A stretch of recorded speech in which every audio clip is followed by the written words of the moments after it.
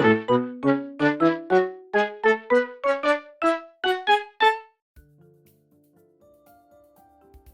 everyone and welcome back to my channel, and in today's video I'm going to be talking about all of the things that my high school art teacher taught me and how it has shaped me as an artist, and how that at the time it was quite annoying, and I found them quite annoying because when you're a teenager at school you tend to find teachers annoying, but actually it really has impacted me and helped me for the better, and I am very grateful that I had this teaching at such a young age because it has really shaped me and helped me progress as an artist today.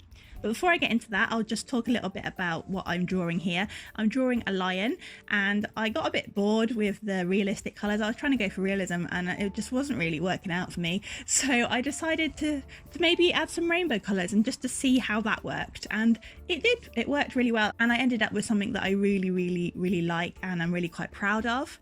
And yeah, so that's what I'm doing. I'm using pastel paper and a mixture of Prismacolor and Polychromos colour pencils. So yeah, that's what I'm drawing. So that's what you're going to be watching while I talk about my art teacher. So when I was at high school, I did GCSE art and then I went on to A-level art, and I had a mixture of teachers, but there was the one teacher that was kind of like the main teacher, and I had him all the way through. So that is the one I'm going to be focusing on really, because he was actually really good looking back.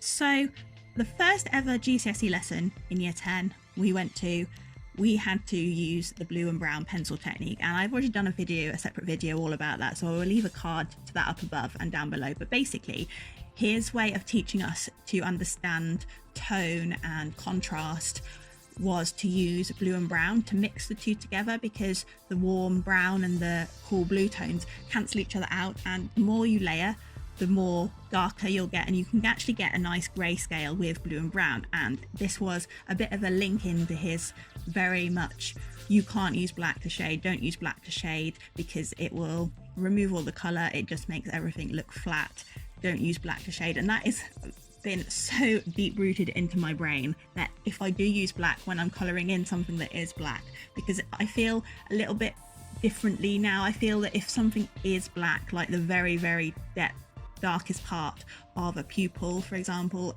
sometimes in black fur you can't not use black because it's black, but I feel really guilty whenever I use black, and I think that was a good thing because it's taught me so much, and it's something that I still do today. And this is where my love for Prussian blue comes from. When I'm colouring with Copics, when I'm wanting to shade and get a really dark tone, I will always go to Prussian blue and burnt sienna, and I can't remember the name of it, but like a really dark brown, and it really makes an almost black, and you just get so much more depth in your tones, especially if you're going for realism.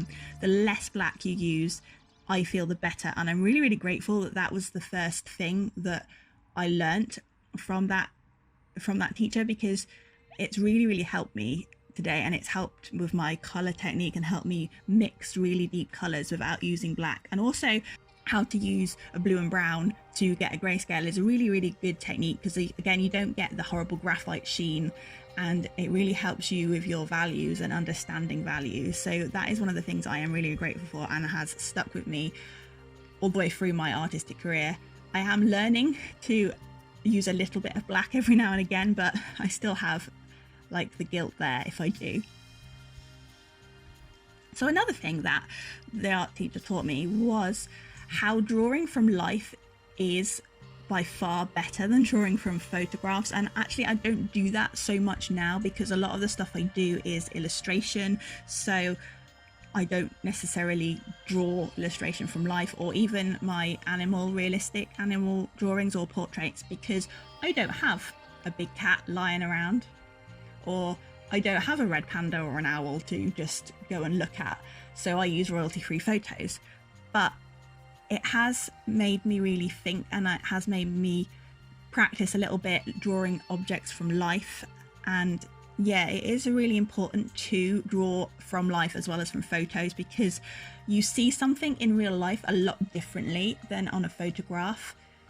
The object is there, it is three-dimensional, whereas a photograph is two-dimensional, and it changes as you move around, and you can actually get a better representation sometimes.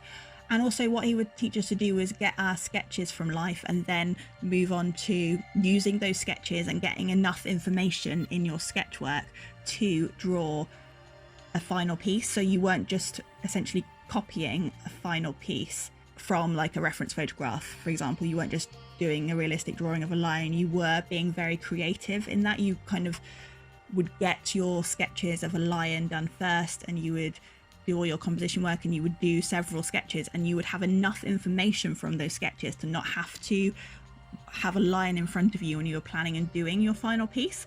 And again, I kind of guess I did this here because I laid down the information from the reference photo in the more realistic colours, and then when I was starting to get bored of that, I found that I had enough information. I didn't have to use the reference quite so much because I had enough down on the paper. I had where the dark shadows were and where the light shadows were, and I was able to be a lot more creative and to really loosen up a little bit and just make the piece more my own. And I guess that's one of the things that I'm really grateful for, that is to, yes, having a reference and looking at something and observation is very important, but is to get that information down on the page so you can use it later on. I hope that makes sense. So yeah, that's two of the big things really. And also I was taught quite a lot about my own artistic style, which I didn't really notice, because one of the things we had to do was, it was really quite annoying, was to we couldn't just get on and draw. We had to learn about the past, you know. Just want to draw. I don't really care what artist it looks like, but actually now I do, because I've discovered some really great artists. And one of the things we had to do for coursework was link artists through history. So if we were doing a piece, we'd have to say, for example, well, this artist did this and I do this, and it was getting you to look critically at different paintings and look how artists achieved stuff and look at their techniques, and you had to write about it. And that was really, really helpful. And I learned a lot about my own style, because one of the artists that he introduced me to was Tamara de Lempicka.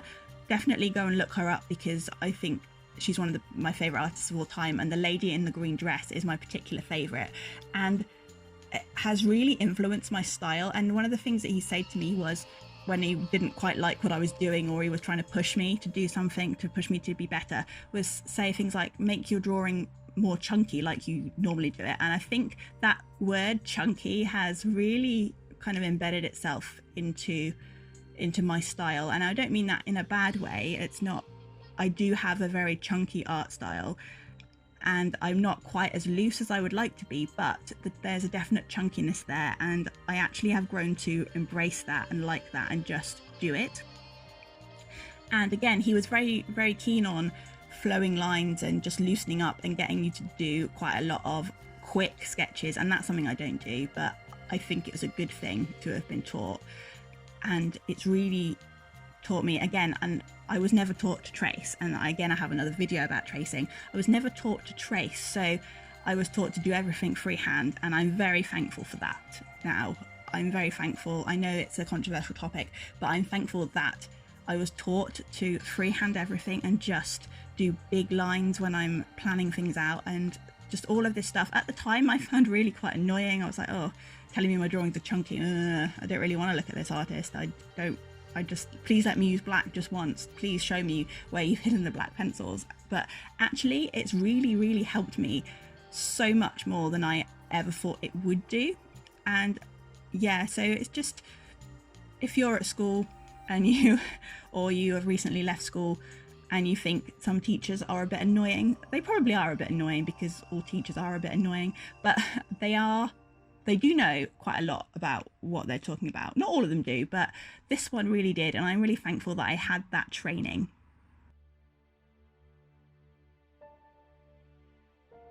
So let me know in the comments below what your experiences with your art teachers are. I'd really like to hear about them and see if they've taught you anything really, really useful that you still do today, and how they have shaped your learning and how they've shaped your art career. And if you're new, feel free to subscribe, and don't forget to hit the notification bell so you don't miss out on any future videos.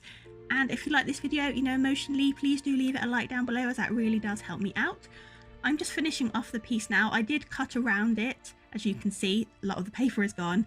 I tend to do this a lot. I tend to do the drawing and then cut it out, if you see what I mean, and cut off the excess bits. I know that's kind of the opposite way around to what a lot of people do, but that's just how I do it. I'm just adding on the whiskers in some white gel pen because that's the only thing I have opaque enough to do the whiskers, and I think they stand out really well. I am really pleased with this piece. I think it was a good thing that I got bored of the realistic colours and did rainbow. And because I really like it, I'm going to be putting it up on my Redbubble, so you can buy prints and merchandise if you wish. But that is all I have to say really for this video. I hope you've liked it. Something a little bit different. I thought it was really a good idea to talk about what I learned from school and how I apply it today. And like I said, leave me your comments and experiences down below. I love reading your comments and I will try my best to respond to every single one of them. But that's all for today's video. Thank you so much for watching and I'll see you in the next one. Bye for now.